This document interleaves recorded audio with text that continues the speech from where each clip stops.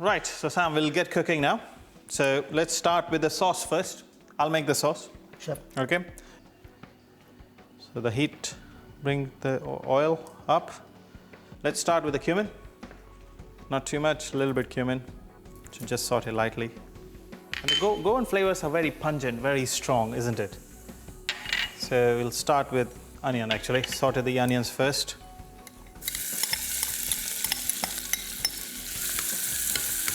And we are sauteing the onions, and what I'm going to do, Sam, is, and let's take the ginger and garlic together.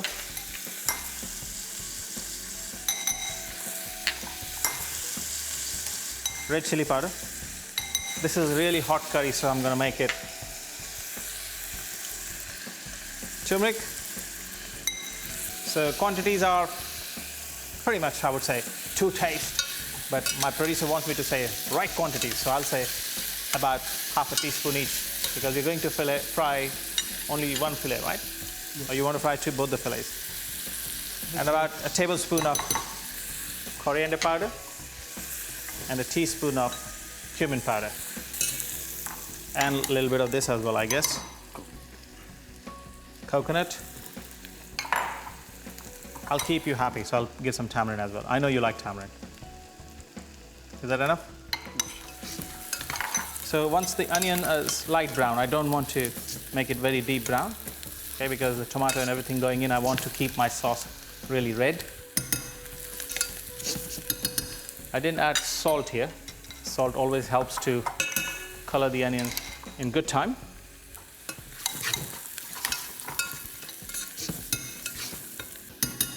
So once this is done, I would like to add the spice paste, Sam.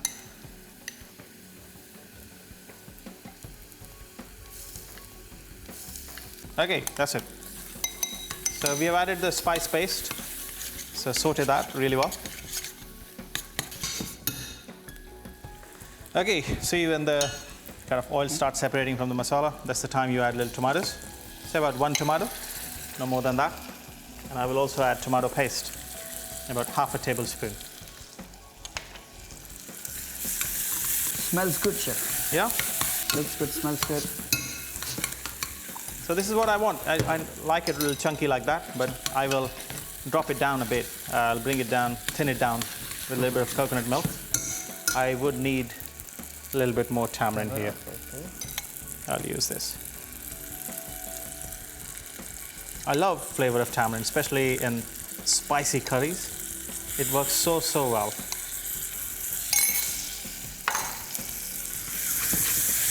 Ah, love it. Look at the flavors. Amazing. Okay, Sam, you hold the spoon now. I'll add the coconut milk.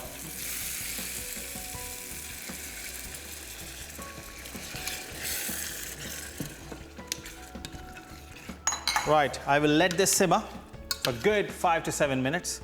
And in that 5-7 minutes, Sam will be good to fry the fish, wouldn't you? Yes, chef. Fantastic. Right, Sam, all yours. You can fry the fish now.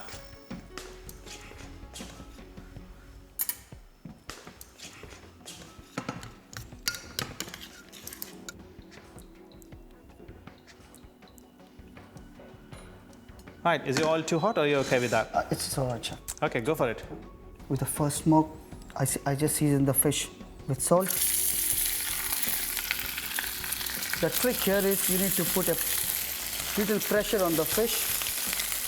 Just for first couple of minutes, or couple of seconds, I would say, no? Few seconds. And just little pressure. Yeah. Otherwise, the skin will come out of the flesh. And we can see the protein starts cooking. On the side. On the side. So and if you see that the white part, which is a kind of cooked part of the meat, start rising, like it is now rising slowly. And the sides of the fish, where the skin is actually meeting the flesh, is turning brown. And that's the perfect sign that actually your fish is almost there. And once it reaches halfway through, that's the time you would flip it over, right? Absolutely. Yeah. It's 80% cooked now. Yeah. So look at that. Beautiful. Look at that. Crispy skin. Enough moisture still in the fish left. Yeah. And it's almost done. Almost done. Little bit of butter. It's always good to finish seafood with a little bit of butter. I know people would say, oh, you're making it even more richer and fattier, but no, really. It's just you lightly coat the butter on the fish. Look, it's all the flavors which butter will absorb. Fish will take it over from butter. And butter is actually left out in the pan. We don't take it in the sauce or anywhere. And that's the essence. Whereas cooking in the sauce, we will be doing the same thing, really. It's just that you will get only one-dimensional texture of the fish. Here, you will bite into the crunch of the fish and the flavor of the fish in a much better way. That's it. All done. Beautiful.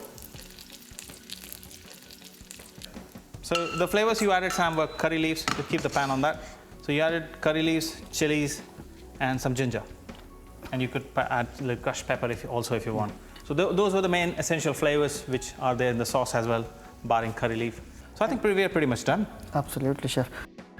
Right, we are ready to serve. Goan fish curry has to be with rice, or they use on Western coast, they call it sanas. You know, it's a kind of Italy's kind of thing. Appam, idiyappams, you name it. So I'll just cut the rice here. Hopefully it stays. And the sauce, I'm going to pour it straight on the plate, and then you can seat your fillets on top. I like the chunkiness of this sauce, messy. That's good for you, Sam? Good enough, chef. Yeah. Clean that. Here you go. Your fish needs to come on top.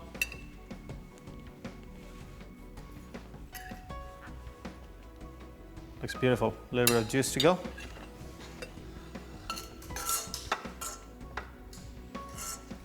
If you take out the rice, chef, and okay. Here we go.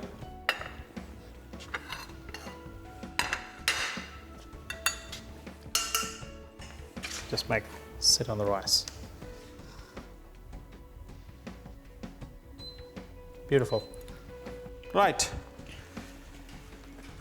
Gorgeous looking Goan fish curry, isn't it? Well done, Sam. Fantastic. Thank you, chef. Thank you. So before you and me dig in, and we are totally entitled to, the crew can only watch on, isn't it? You're not getting to eat here. Right, so this is how we made it. This is how I made the sauce. I started with oil, and when the oil was hot, just a few specks of cumin, and then added about 1.5 medium fine chopped onion. And when it was light brown in color, to that I added the spice paste which I made with Sam, and that was chopped ginger garlic, red chili powder, turmeric, coriander powder and cumin powder, tamarind. We mixed it all together, and then we added that paste into the pan, sauteed that really well till it was deep brown in color, and then added fresh tomatoes, tomato paste, some coconut milk, and let it simmer thoroughly. And it was perfectly cooked. We kept it aside, and then Sam pan fried the fish first on one side, on the skin side, after scoring it really well so the skin really becomes crisp. And when we flipped it on the other side, by that time fish was almost 80% cooked. We added green chili, curry leaves, and some chopped ginger. We took it out, placed it on the plate with some rice. Fish goes on top, and some of the juices he has drizzled on top of the fish. Here we go, voila.